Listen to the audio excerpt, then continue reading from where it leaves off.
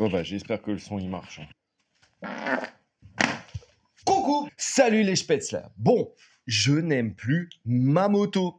Enfin, du moins, j'apprécie plus vraiment rouler avec et je comprends pas pourquoi. Enfin, j'ai quelques idées. Justement, c'est peut-être un peu le but de cette vidéo. Bon, là, j'ai tout récemment roulé en route pour pouvoir enfin rouler à nouveau cette année. Et j'ai pris ma petite Titine, qui est, franchement, c'est une belle petite bécane. Ça donne envie, tu vois. Comment tu peux ne pas avoir envie de rouler avec ça, hein? D'autant plus que j'y ai investi beaucoup de temps et beaucoup d'argent. Pour ceux qui me connaissaient à l'époque de Spartan Bike. Enfin bref, l'autre jour, j'ai juste fait un simple aller-retour pour le travail.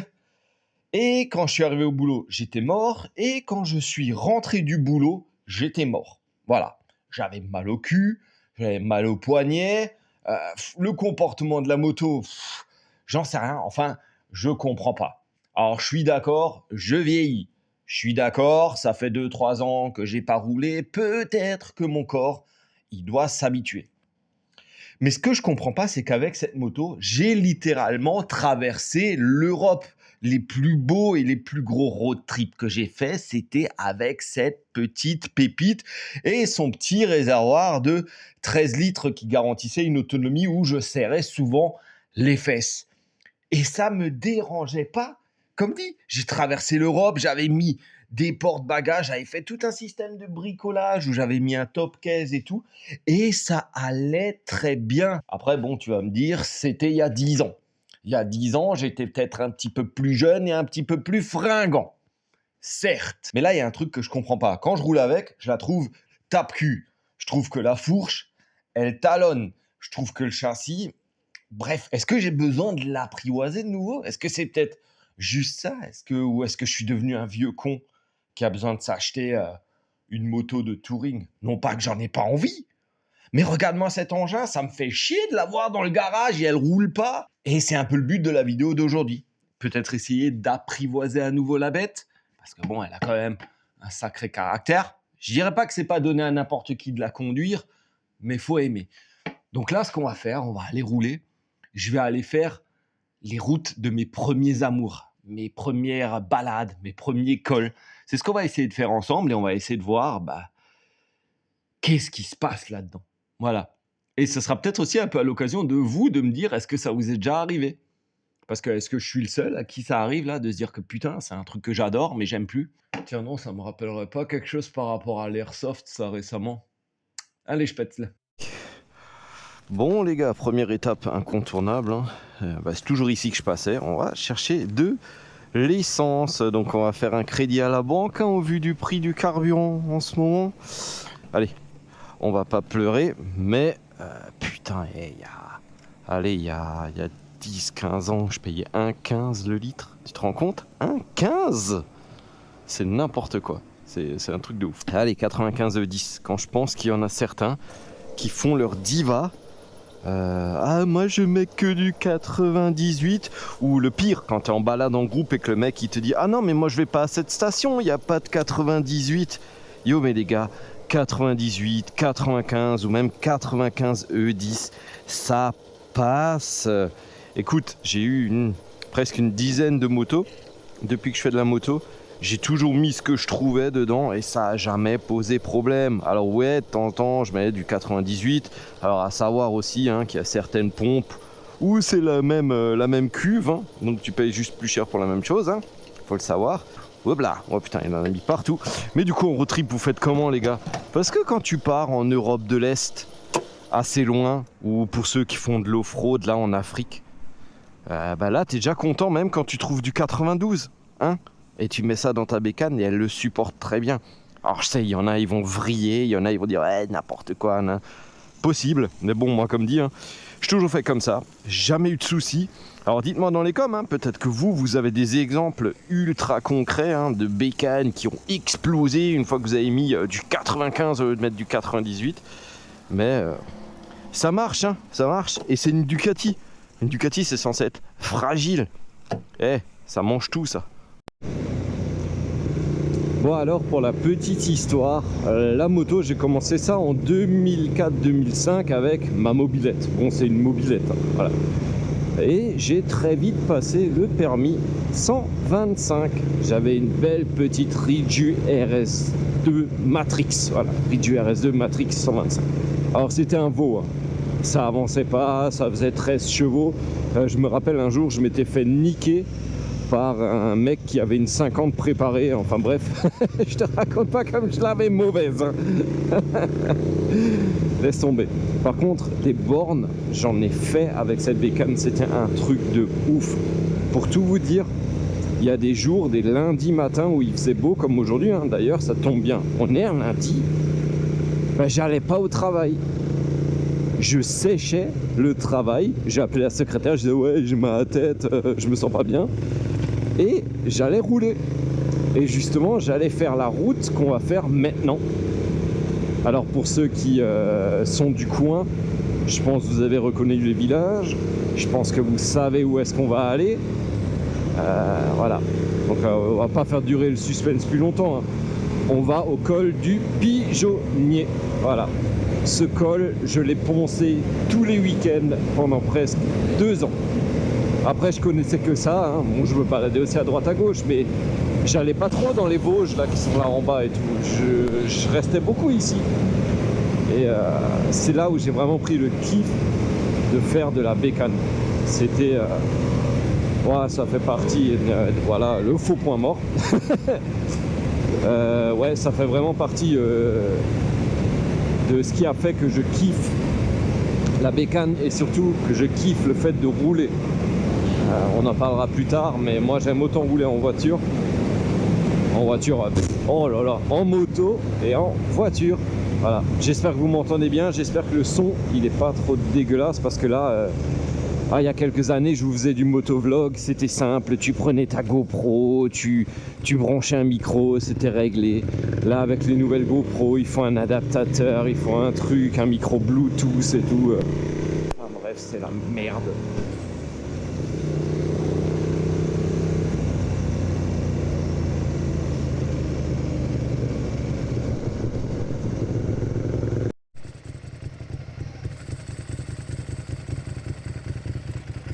Bon, voilà. Qu'est-ce qui se passe? Allez, des travaux. Bon, on va en profiter là, tant qu'on est arrêté, il n'y a pas trop de vent. On va parler équipement. Alors, bon, j'ai des gants de chez Icon qui sont sympas. Le confort, ça va. Ça fait aussi partie du kiff. Il y a un truc duquel je vais vous parler, surtout c'est mon casque. Alors, c'est un Icon aussi. À savoir qu'avant, j'avais un AJC Airfa 10 qui était génial. Alors faut savoir que le Airfa c'est un des casques les plus légers que j'ai eu. Il faisait 1 kg 250 et le casque que j'ai actuellement on est à 1 kg 600 et franchement une fois que tu as essayé un casque qui est léger, tu as vraiment beaucoup de mal à passer sur un casque qui est un peu plus lourd et je le sens. Je le sens vraiment, je le sens dans ma nuque. Alors ok, j'ai un petit peu moins l'habitude vu que ça faisait 2-3 ans que je roulais pas trop. Mais je sens que ça pèse et je sens que c'est chiant. Et surtout, je vois la différence entre un casque à 400 € et un casque à 150 €. Voilà, ça c'est un casque à 150 balles. Moi, JC, je l'avais payé 480, je crois. Et tu vois la différence. Le AJC était mieux insonorisé, il pénétrait mieux dans l'air, donc il y avait moins de turbulence, il était plus léger. Alors que c'était un casque de piste, hein. Le confort est pas censé être top dans les casques de piste, enfin je suis pas sûr d'être un expert mais voilà. Et du coup ça change énormément et ça fait partie de mes futurs investissements pour à nouveau me sentir bien sur la bécane. C'est important je trouve. Après ça se trouve t'en as absolument rien à foutre de ce que je te raconte là. Qu'est-ce qu'il raconte lui? Vas-y roule, fais des virages, ouais fais des wheelings. Ah non les gars, les wheelings, ça je le garde pour moi. Je suis même pas sûr de savoir en faire encore. Enfin, si, faut pas déconner non plus, voilà. Enfin bref, là on va attaquer. Allez, là on va attaquer le début du terrain de jeu. Là on est à Lembach. Voilà, ça même pour les Français de l'intérieur, c'est pas difficile à prononcer ou à écrire. Lembach.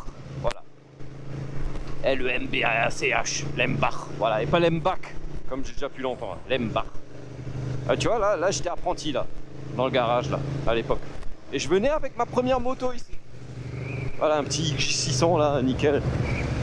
Enfin bref, let's go. On va commencer à monter le col. Enfin, c'est pas directement le col là, mais c'est que ça commence à être la partie intéressante. Oh là là. Regarde ça comme c'est beau, il fait beau. Ah, j'ai un petit pincement au cœur là quand même là de revenir un peu ici. Ça fait longtemps que j'étais pas revenu, du moins longtemps en moto. Et juste pour la balade. Ces derniers temps, quand je faisais de la moto, c'était soit pour faire un road trip, alors ça c'est bien. Mais je veux dire, mais souvent c'est pour aller au travail ou aller faire quelque chose. Là, je vais juste cramer de l'essence pour cramer de l'essence en fait. Et je sais pas, je suis content. Voilà. Je suis content, ça fait longtemps que ça n'est pas arrivé en bécane. Alors ouais, c'est perfectible. Hein. Il y a 2-3 petits détails qui m'emmerdent, mais ça va. Tu vois, là j'ai un moteur dans cette bécane qui est un Testa Stretta. Alors pour ceux que ça intéresse, Ducati ils ont 2 types de moteurs. Ils ont les moteurs 4 soupapes et ils ont les moteurs 2 soupapes, entre guillemets, voilà. Et moi j'aime toujours bien sur les Ducati quand elles font un bruit bien rond. Et ben le Testa Stretta il fait pas ce bruit rond, lui il fait un bruit plutôt de moteur de MotoGP, tu sais, il craque, il cogne, et ça c'est vrai que à l'oreille c'est un peu moins agréable, à la conduite ça va, mais c'est vrai que j'aimerais bien un truc là maintenant un peu plus pépère qui enroule, tu vois. Bah, attends, je vais te faire écouter un peu le bruit que ça fait et tu verras. Alors c'est chouette, hein. Je dis pas c'est chouette, mais c'est vrai que là, ça y est, je me fais vieux. Je me fais vieux, c'est tout. Mais écoute ça, tu verras, c'est un délire.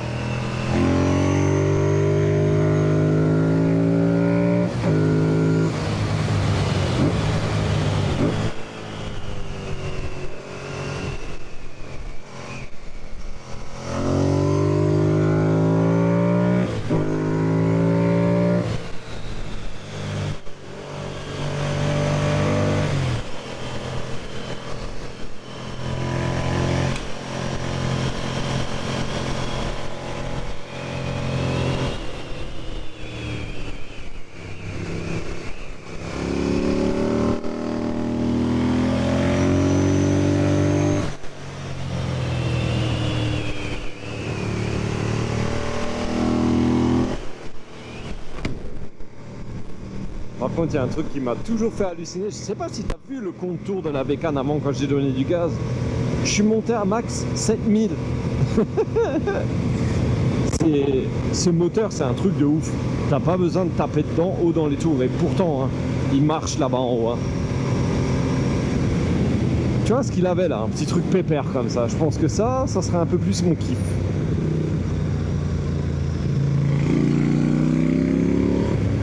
Et ça y est, on est arrivé en haut du col, et ben maintenant, ça redescend de l'autre côté. Alors c'est pas un col de ouf, mais je l'affectionne parce que, ben, comme je te l'ai dit avant, tous les dimanches, moi j'étais là, tous les dimanches.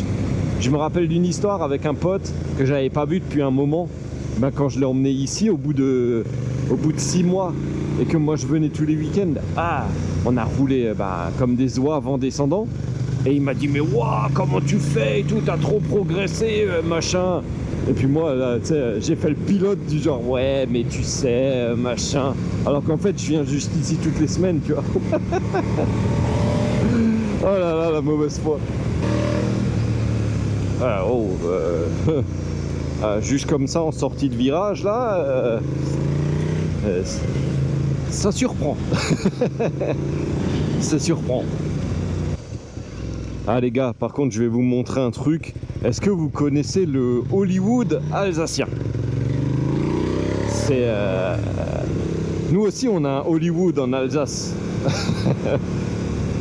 Sauf que... regarde, je sais pas si tu le vois là-bas. C'est marqué là-bas, c'est aussi sur la colline. Il y a... Honsecker. Voilà, c'est notre Hollywood alsacien. Honsecker. Voilà. Là, voilà, tu le vois encore mieux là. Honsecker. Comme quoi, en Alsace, on a des trucs chouettes. Hein. Non, en vrai, les gars, si vous avez jamais fait l'Alsace, en moto, en voiture, faut venir. Ah, faut venir parce que y a de tout. Il y a du haut, du bas, du plat, du virage, il y a des lacs, il y a des montagnes, il y a tout, il y a tout. Il fait bon vivre chez nous. Et regarde-moi ces petits villages là. Eh, petite maison alsacienne, tout.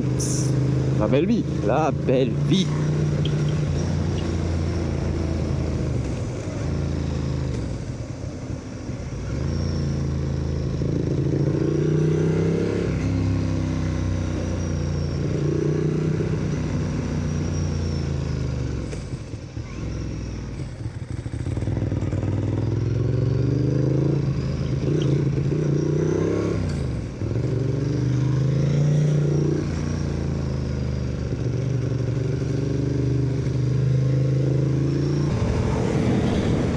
Bon après je vais pas vous emmerder avec ça plus longtemps.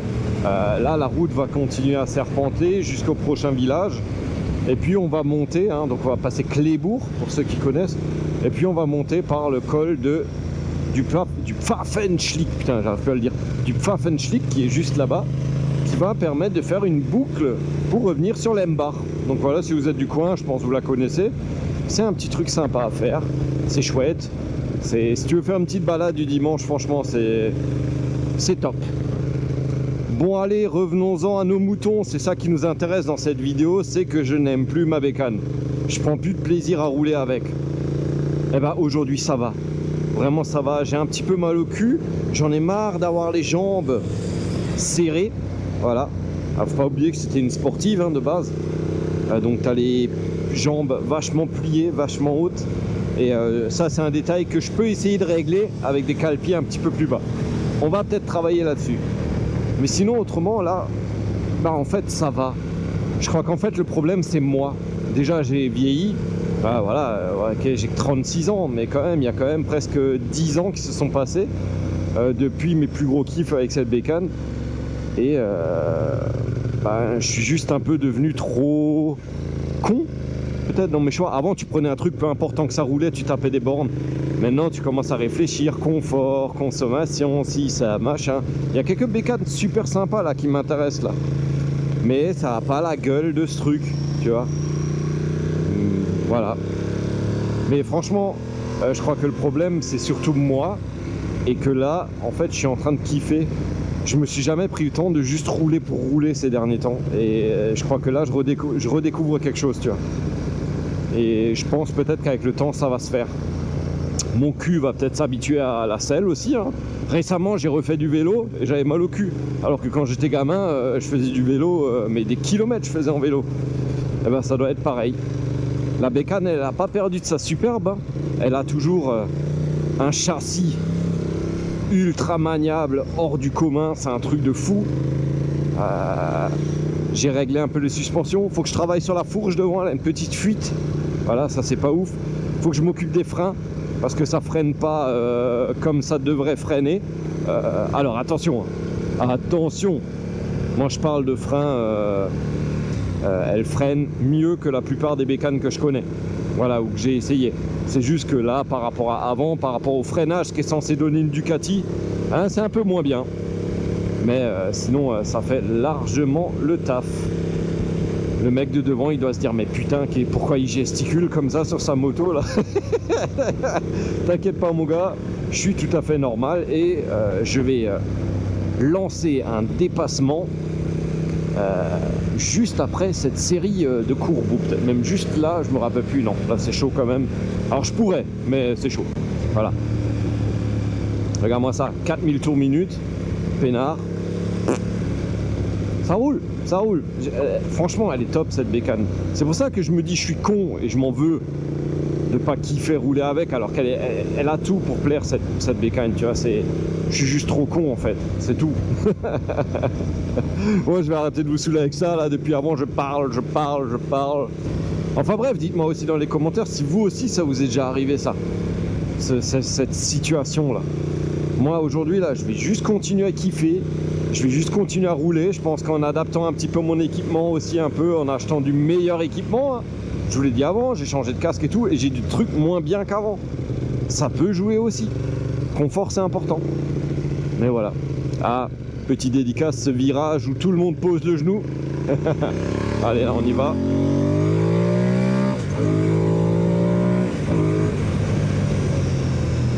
Bon, ça y est les gars, on est en train de monter le col du Pfaffenschlick, on est même déjà en train d'arriver en haut.